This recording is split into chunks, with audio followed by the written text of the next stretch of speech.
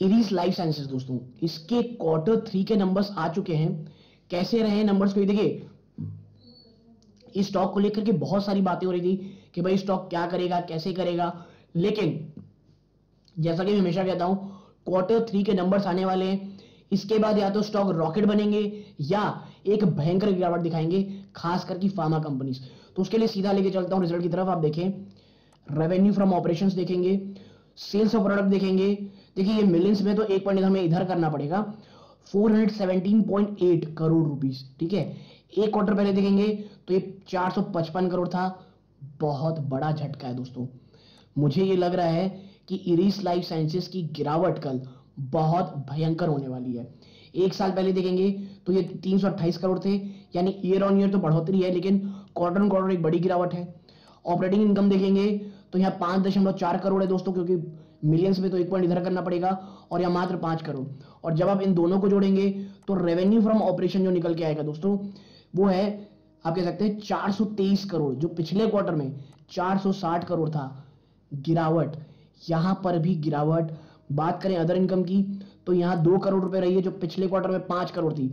यहां भी 50% की गिरावट दोस्तों लगभग।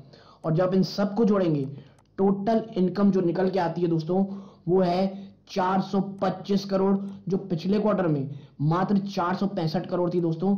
ठीक है, मात्र नहीं कहना चाहिए, ज्यादा है, क्योंकि 465 करोड़ थी, यानी टोटल इनकम आप देखेंगे तो यहां पर भी बड़ी गिरावट आपको देखने को मिल रही है। मैं बड़ी इसलिए कह रहा हूं क्योंकि ये क्वार्टर ऑन क्वार्टर है दोस्तों। ठीक है, और देखिए इरिस लाइफ साइंसेज में बहुत सारे निवेशकों का बहुत ज्यादा मन था लेने, मतलब बहुत ज्यादा क्वेरीज थी कि क्या करना है आगे। अब बात करते हैं खर्चे की। शायद खर्चे उतने कम हो गए हों और हमें जो चली इनकम है, प्रॉफिट आफ्टर टैक्स में काफी बढ़ोतरी देखने को मिले।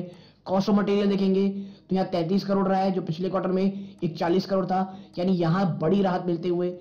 Purchase of stock in trade देखेंगे तो यहां पर आप देखिए तो 45 करोड़ है, जो पिछले क्वार्टर में 64 करोड़ थी। यहां पर भी आप कह सकते हैं बचत है।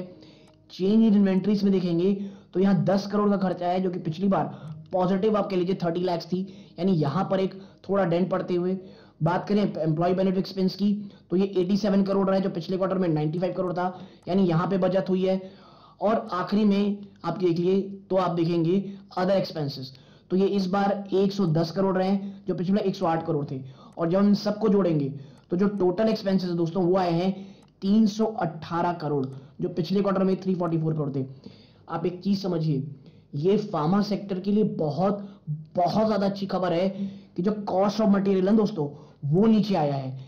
इसके कारण जो पिछली बार क्वार्टर में जो रिजल्ट्स, जिन फार्मा कंपनी के रिजल्ट इसलिए खराब थे कि कॉस्ट ऑफ मटेरियल और आप कह सकते हैं ट्रांसपोर्टेशन कॉस्ट, अदर एक्सपेंसेस बहुत बड़े थे, ये उनके लिए बहुत अच्छी पॉजिटिव खबर है। मुझे लगता है इस प्रकार के रिजल्ट देख के हमें एक चीज समझ में आएगी, जो इन्फ्लेशनरी प्रेशर था मटेरियल कॉस्ट में वो कम हुआ है। ठीक है, अब यहाँ पे खर्चे को हम देखते हैं प्रॉफिट बिफोर टैक्स का क्या हाल है।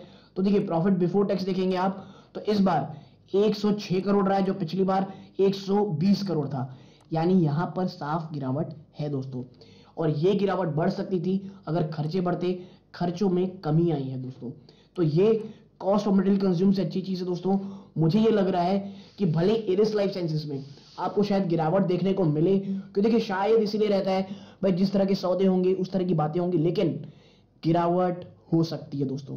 ठीक है, आप देखें अब total comprehensive income for the period की, तो यहां इस बार दोस्तों आया है 99.8 करोड़, यानी लगभग आप कह सकते हैं 100 करोड़ रुपए की टोटल इनकम आई है, जो पिछले क्वार्टर में ये 119 करोड़ थी।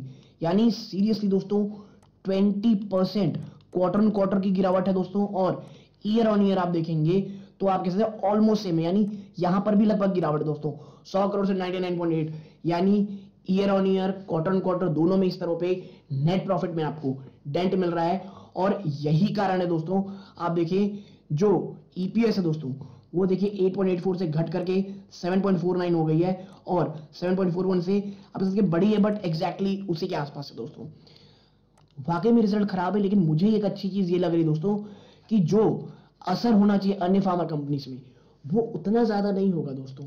ठीक है, लेकिन एक बात समझिए, ये जो कंपनी है दोस्तों इरिस लाइफ साइंसेज, ये 100% डोमेस्टिक फार्मा कंपनी है दोस्तों। तो वो कंपनियां जो बाहर सबसे ज्यादा काम करती हैं, जैसे ऑरबिंदो फार्मा, एलम्बिक फार्मा, उनमें उतनी ज्यादा आपको कह सकते हैं इसका रिफ्लेक्शन नहीं देखने को मिलेगा। और ये चीज कि भाई कॉस्ट ऑफ मटेरियल कम हुई है, ये काफी ज्यादा पॉजिटिव है हमारी भारतीय कंपनियों के लिए दोस्तों। बात करते हैं क्या कोई अन्य हमारे लिए न्यूज आई है इसमें, तो हमें थोड़ा नीचे चलना पड़ेगा। तो इसमें अभी तो ऐसा कुछ नहीं दोस्तों, तो जो भी आपके साथ चर्चा करनी थी वो हो चुकी है।